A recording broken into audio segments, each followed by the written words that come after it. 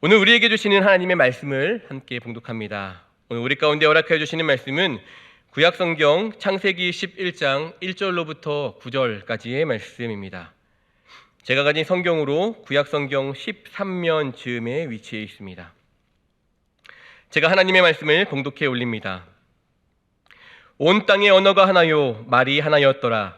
이에 그들이 동방으로 옮기다가 신할 평지를 만나 거기 거류하며 서로 말하되 자 벽돌을 만들어 견고히 굽자 하고 이에 벽돌로 돌을 대신하며 역청으로 진흙을 대신하고 또 말하되 자 성읍과 탑을 건설하여 그 탑 꼭대기를 하늘에 닿게 하여 우리 이름을 내고 온 지면에 흩어짐을 면하자 하였더니 여호와께서 사람들이 건설하는 그 성읍과 탑을 보려고 내려오셨더라. 여호와께서 이르시되 이 무리가 한 족속이요 언어도 하나이므로 이같이 시작하였으니 이후로는 그 하고자 하는 일을 막을 수 없으리로다. 자 우리가 내려가서 거기서 그들의 언어를 혼잡하게 하여 그들이 서로 알아듣지 못하게 하자 하시고 여호와께서 거기서 그들을 온 지면에 흩으셨으므로 그들이 그 도시를 건설하기를 그쳤더라. 그러므로 그 이름을 바벨이라 하니 이는 여호와께서 거기서 온 땅의 언어를 혼잡하게 하셨음이니라. 여호와께서 거기서 그들을 온 지면에 흩으셨더라. 아멘. 인간의 역사를 살펴보면 늘 죄라는 것과 함께 살아갔던 것을 보게 됩니다. 성경을 통해서 볼 수도 있듯이 늘 죄와 함께 갔고 우리가 살아가고 있는 지금 삶도 늘 죄와 함께 살아가고 있는 것 같습니다. 특별히 창세기 1장부터 11장까지의 말씀은 우리가 원역사라고 부릅니다. 이 11장까지 1장부터 11장까지에는 총 4가지의 이야기가 나오는 것을 보게 되는데요. 창조가 있고 죄의 시작이 있고 노아의 방주 그리고 바벨탑 사건이 있습니다. 땅이 공허하고 혼돈되어진 그 세상 속에서 하나님께서는 이 세상을 창조하셨습니다. 이것은 인간의 역사의 시작이기보다 창세 전부터 계셨던 하나님의 일하심의 시작을 볼 수가 있죠. 그리고 하나님께서 창조를 통하여 세상을 다 만드신 후에 그 세상 속에서 사람들이 살아갈 수 있도록 또 인간을 창조하셨습니다. 그러면서 이제 인간의 역사가 시작이 되어진 것이죠. 창조 이후에 이루어진 3가지의 사건을 한번 생각해 보시겠습니까? 한 가지의 주제로 보면은 무엇이 떠오르십니까? 바로 죄라는 것입니다. 죄의 기원, 아담과 하와의 죄를 시작으로 그 아들 간의 어떤 살인이 일어나는 그런 죄가 일어나기도 합니다.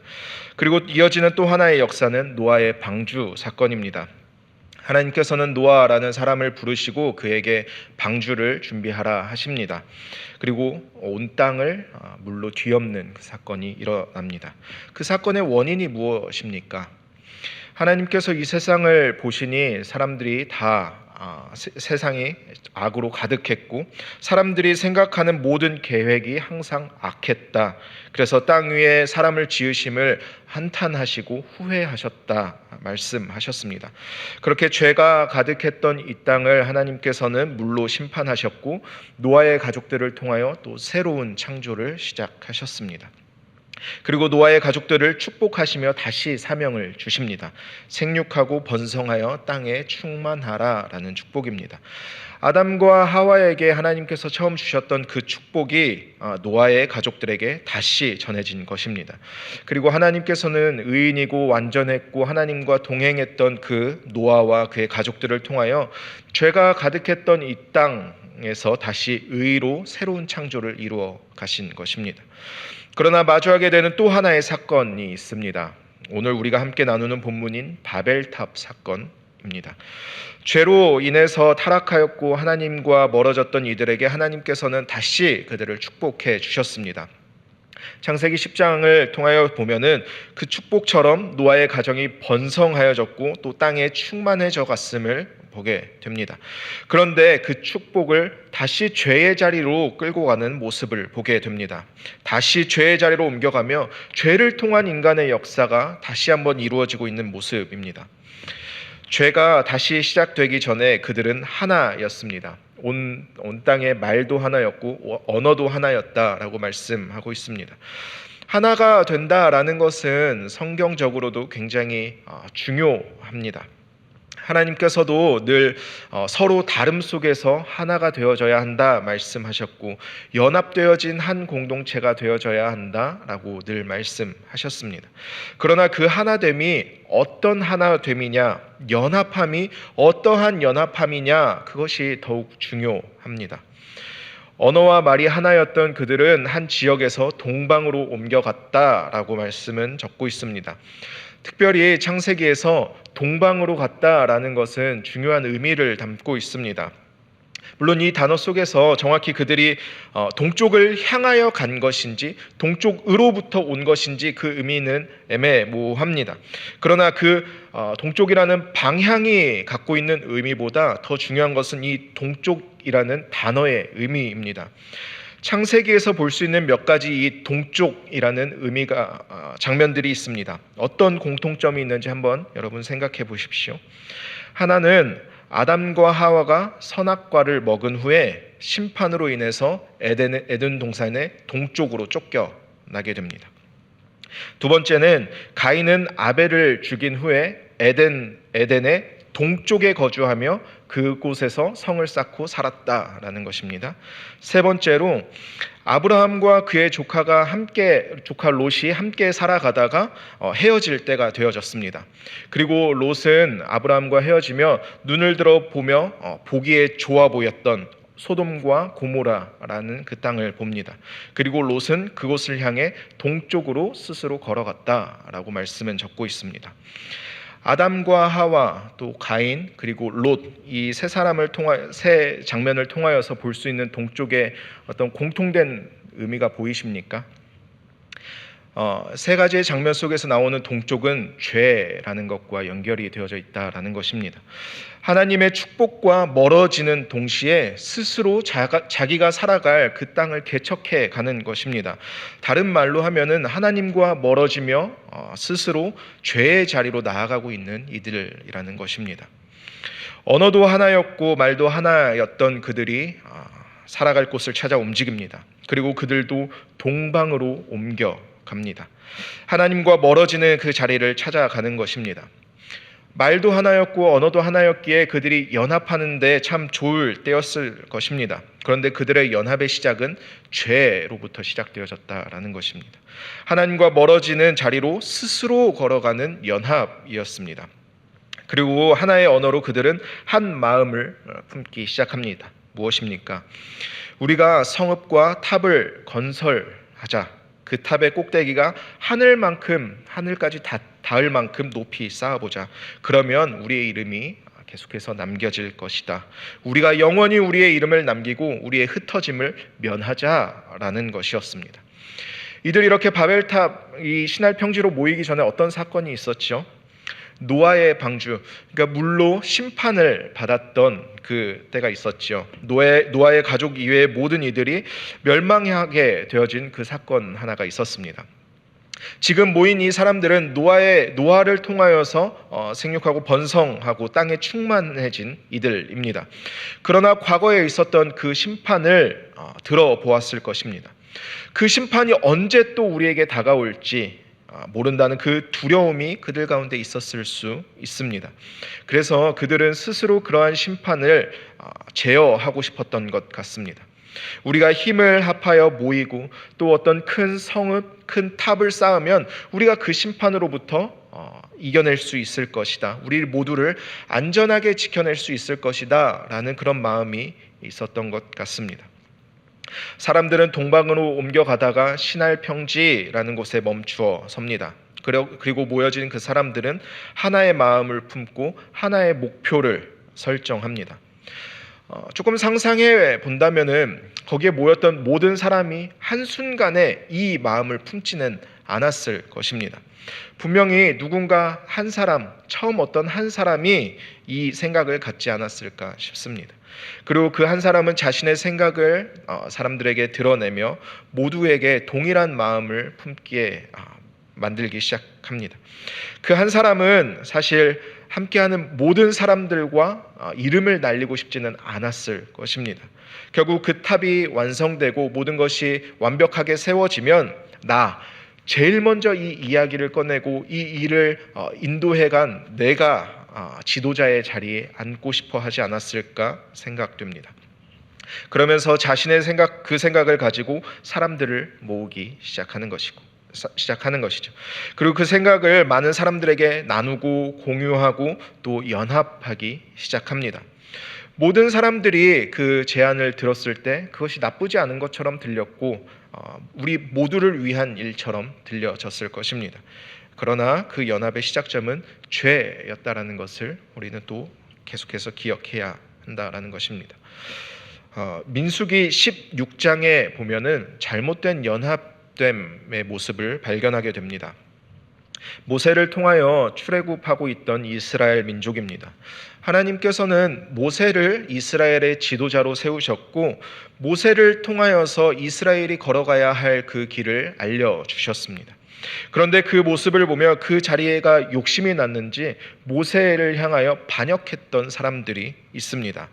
고라와 다단과 온이라는 세 사람입니다. 누가 먼저 시작했을지는 잘 모르겠지만 분명 이 세 사람 중에서도 이것을 먼저 제안한 한 사람이 있었을 것입니다.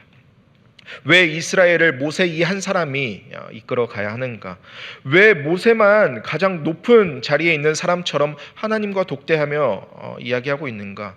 너만이 아니라 우리도 하나님께 속한 자이고 거룩한 자이다 라고 이렇게 선동하면서 사람들을 모아 모세를 향해 반역하고 있는 것입니다. 말씀을 통해 보면 고라와 다단과 온은 당을 지었고 이스라엘 회중 중에 이름 있는 지휘관 250명을 우리의 편으로 만들어서 모세를 거슬렀다라고 합니다. 자신들의 편을 만들어 연합을 한 것입니다. 그런데 그 연합의 방향이 무엇입니까? 우리가 어떻게 하나님께서 말씀하신 그 축복의 땅에 온전히 어떻게 잘 걸어갈 수 있을까? 그 축복의 땅에 우리가 도착할 때까지 어떻게 우리가 지도자 모세를 잘 도와서 함께 걸어갈 수 있을까? 얼마 전 정탐꾼 사건으로 인해서 우리가 심판받은 것을 기억하며 우리가 어떻게 하나님의 말씀에 온전히 순종하며 끝까지 그 길을 걸어갈 수 있을까? 그런 종류의 연합이 아니었다라는 것이죠. 왜 모세만 지도자인가? 왜 모세만 우리의 지도자처럼 그렇게 하고 있는가? 우리가 모세보다 더 잘할 수 있을 것 같은데, 우리가 더 좋은 리더십을 가질 수 있을 것 같은데 하며 모세를 향하여 반역을 일으킨 것입니다. 표면적으로 본다면 모세를 향한 반역처럼 보였지만 하나님께서는 이것은 나를 향한 반역이었다라고 말씀하신 것을 보게 됩니다. 그리고 그들을 심판하셨습니다. 만약이라는 것은 없지만 만약에 이 세 명과 이 250명이 한 당을 이루어서 진행했던 이 반역이 성공했다면 어땠을까요? 만약 지도자였던 그 모세를 끌어내리고 이 중에 한 명이 그 위치에 갈 수 있었다라고 생각해 본다면 그들의 연합이 끝까지 잘 갈 수 있었을까요? 고라와 온, 다단 이 세 사람이 그들의 영향력을 정확히 3분의 1씩 나누어서 이스라엘 공동체 안에 그 리더십을 잘 발휘할 수 있었을까요? 추측해 보건대 결국 그러한 동기로 시작된 그 연합은 아름다운 결말을 맞지 못했을 것입니다. 그 중에 더 나은 한 사람이 내가 그 자리로 가기 위해 더 노력을 할 것이고 더 많은 힘과 권력을 갖기 위해 또 다른 싸움이 일어났었을 것입니다. 죄로 시작한 어떠한 일은 성공한 것 같은 그때에 또 다른 죄를 불러옵니다. 반역이 성공할 수도 없었겠지만 성공을 했더라도 결국은 모두가 사망의 길로 가게 되는 것밖에 없었을 것입니다. 연합이라는 것은 중요합니다. 그러나 연합의 방향은 더욱 중요합니다. 하나 되어 걸어가는 것은 하나님께서 원하시는 모습입니다. 그런데 모든 연합의 모습이 다 좋은 것은 아니다라는 것이죠. 연합하고자 하는 그 동기가 무엇인지, 그 시작과 방향이 어디로 가고 있는지 그것이 더 중요한 것임을 볼 수 있습니다. 동쪽을 향해 그들의 사는 곳으로 옮겨가며 하나님께서 주신 축복에서 멀어져 가고 있는 이들입니다. 하나 되어 있던 이들은 더욱더 하나가 되고자 합니다. 높고 튼튼하고 단단한 성을 세우고 성읍을 세워서 그곳에서 살고자 합니다. 그 누구도 우리를 대적하지 못하도록, 그 누구도 우리를 흩어내지 못하도록, 언제 어떻게 올지 모르는 그 심판과 같은 일들에서 우리가 안전하게 지내도록 우리가 함께 연합하여서 행복하게 지낼 것을 꿈꾸며 함께 그들은 연합하기 시작했습니다. 그 연합의 목적은 자신들의 이름을 내는 것이었습니다.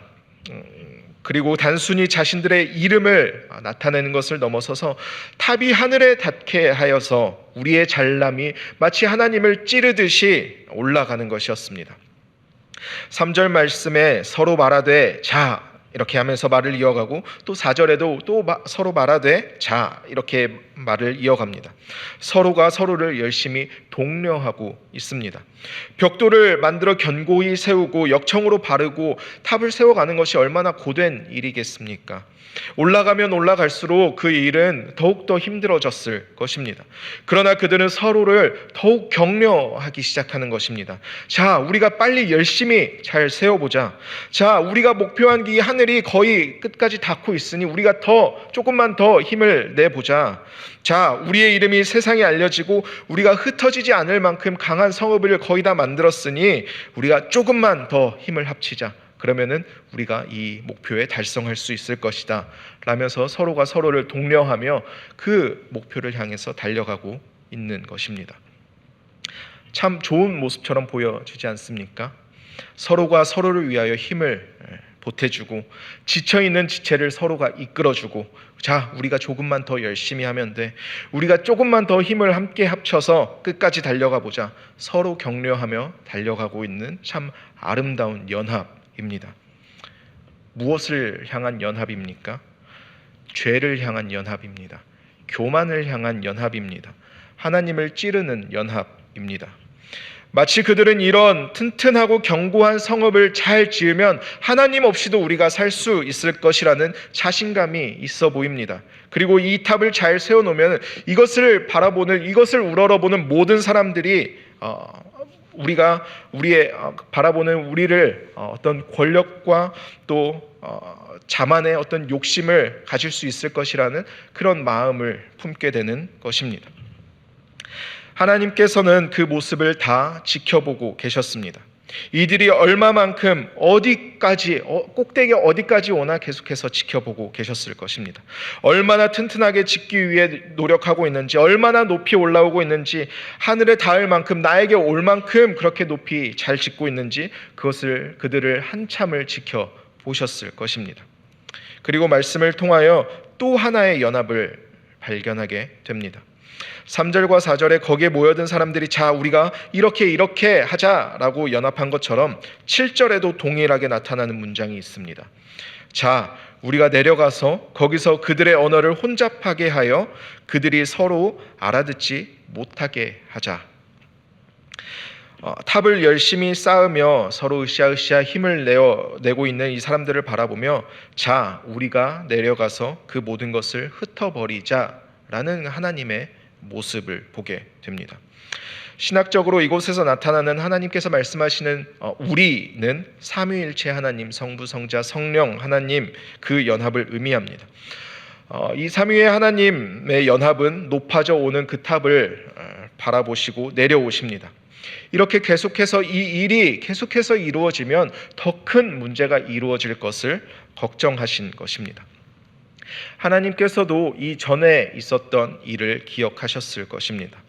사람들의 죄악과 교만한 마음이 계속해서 자리를 잡기 시작합니다.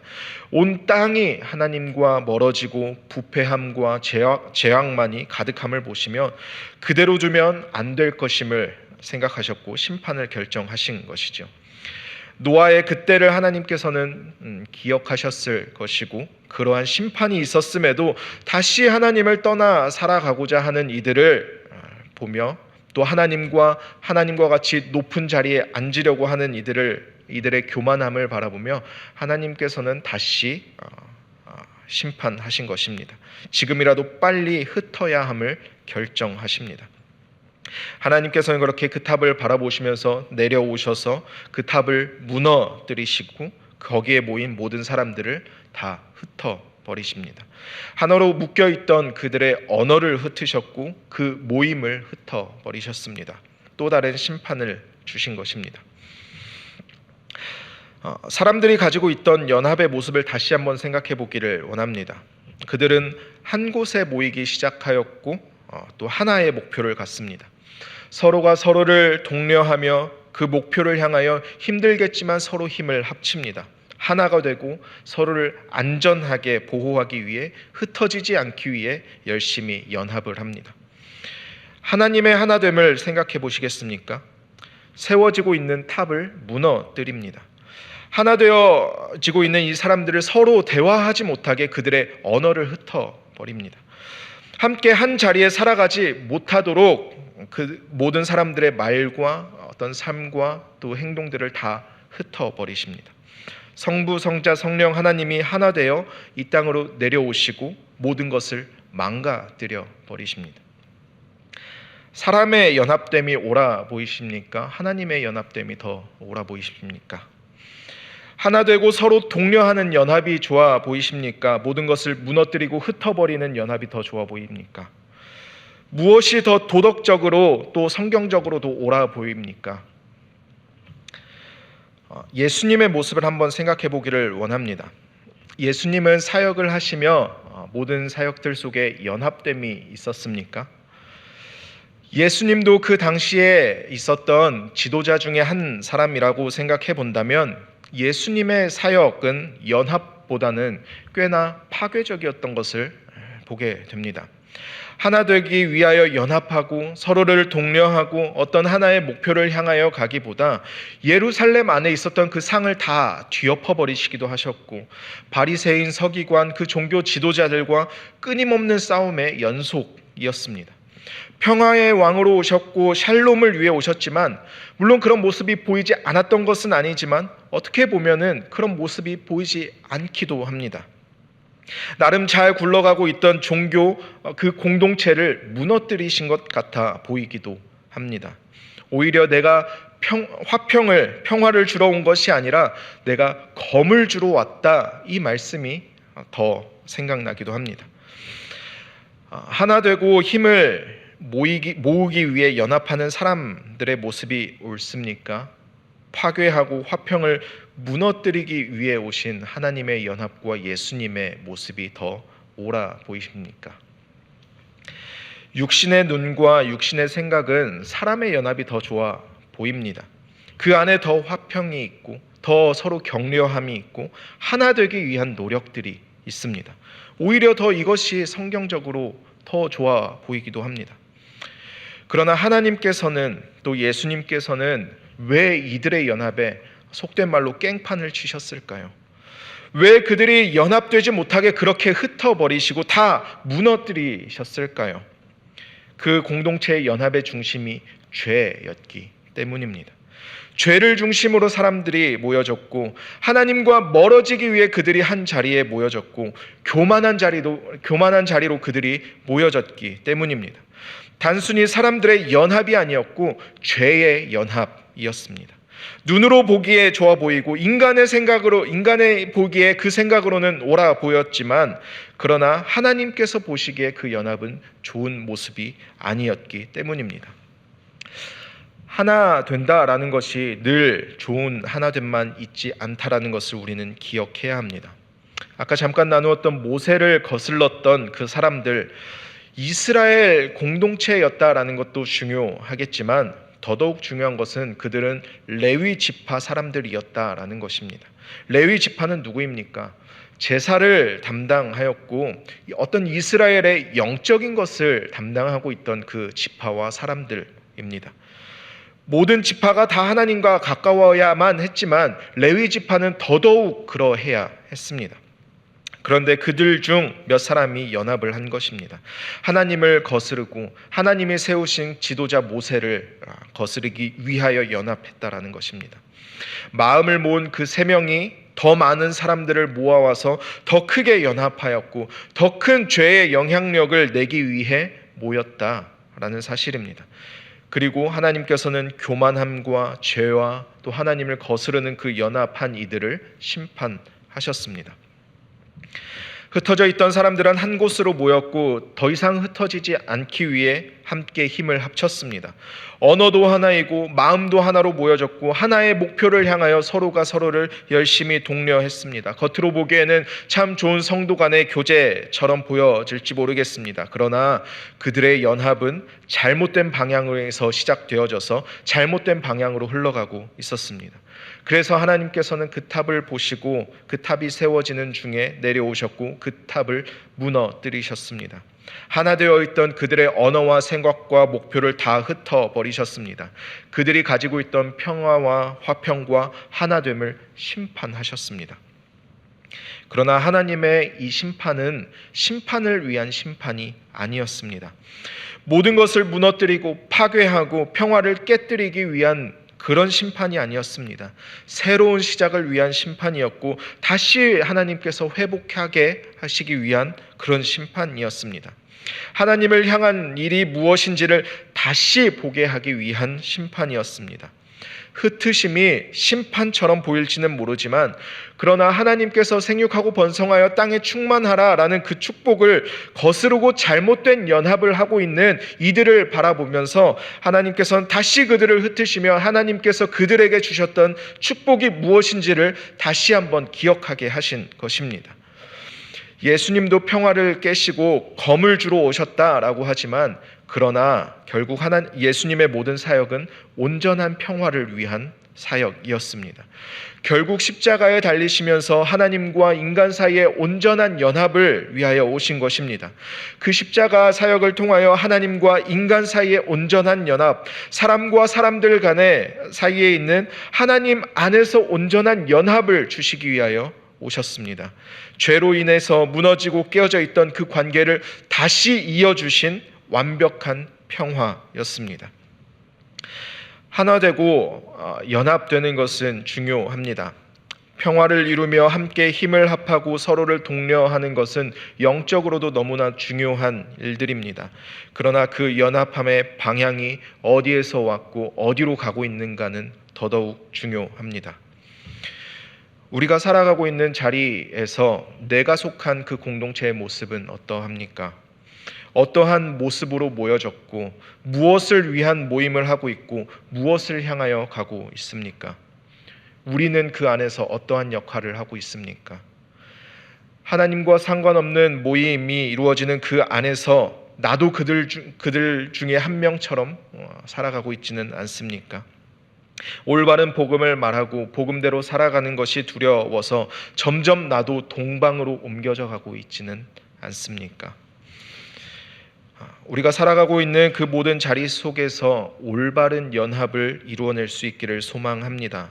그러기 위해서 가장 중요한 것은 내가 하나님과 온전한 연합이 있어야 한다라는 것입니다. 그래서 하나님의 마음이 무엇인지, 하나님의 뜻이 무엇인지, 하나님의 축복이 무엇인지를 정확하게 알아야 한다라는 것입니다.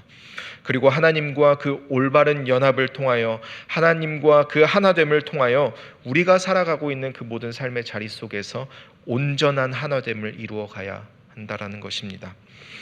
바벨탑의 교만함과 나 중심됨과 축복의 자리에서 죄의 자리로 옮겨가는 그런 연합이 아니라 축복을 축복으로 받으며 하나님의 선하신 뜻을 이루어갈 수 있는 나와 또 우리와 또 우리의 공동체가 되기를 간절히 소망합니다.